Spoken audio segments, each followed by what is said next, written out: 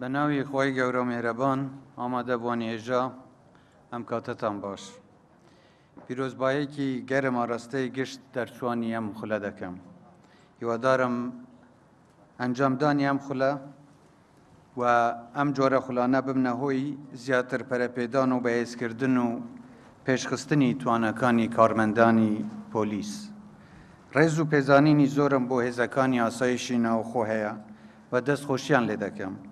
بۆ ماندووبوون و شەونخۆنی و دڵسۆزی و کارەمەییان لە بەجێگەیاندنی ئەرکەکانیان لە پێناو ئاسایش و سەقامگیری هەرێمی کوردستان.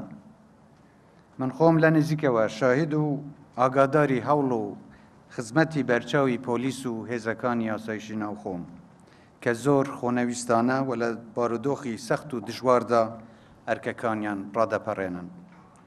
بەشێکی گرنگی ئەرکی کارمەندانی پۆلیس و هێزەکانی ئاسایشی ناوخۆ پاراستنی ئاسایش و تەناهی و دابینکردنی ئارامی و سەقامگیری و نێشتنی تاوان و ڕوبەڕووبوونەوەی تاوانبارانە.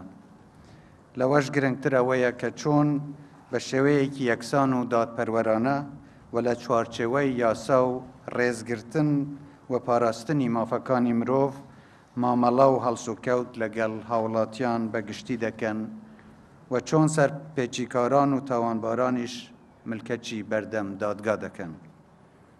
هەروەها کارمەندانی پۆلیس کە نوێنەرەتی دەستەڵات و باڵادەستبوون و سەروەری یاسا دەکەن دەبێ نمونەیەکی جوان و گەشی دەستەڵات بن لای هاوڵاتیان بە تایبەتی کە ئێوە ڕۆژانە لە نزیکەوە پەیوەندی ڕاستەوخۆتان لەگەڵ خەڵکدا هەیە.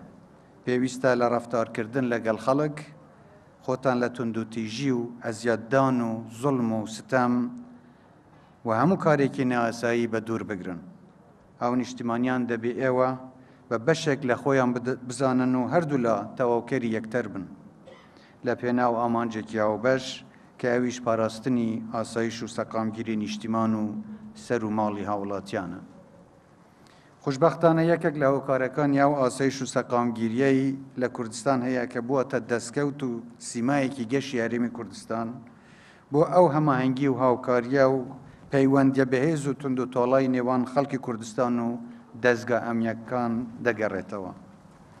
پۆلیس و هێزەکانی تری ئاسایشی ناوخۆ نابێ بە هیچ شێوەیەک هیچ کەمتەرخەمیەک و نەرمیەک بنوێنن لە بەرامبەر تاوانباران و هەموو ئەوانەی دەیانەوێ ئارامی و ئاسایشی وڵاتەکەمان تێکدەن و ژیانی هاوڵاتیان بخەنە مەترسیەوە.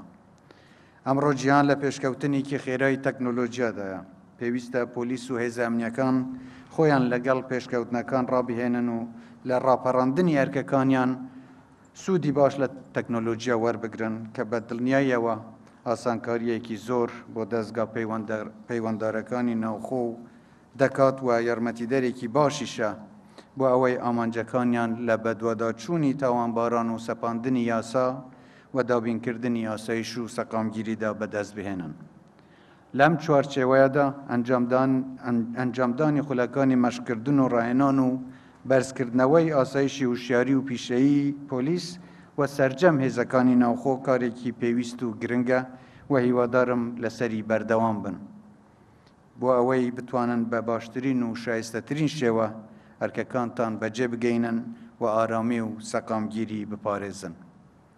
جارێکی دیکەش پیرۆزبایی دەرچوونتان لێ دەکەم و هیوای سەرکەوتن و سەرفەرازیتان بۆ دەخوازم و دڵنیام بە پشتیوانی خوای گەورە و هیممەت و دڵسۆزی و کارامەیی ئێوە کوردستانمان هەمیشە پارێزراو دەبێت.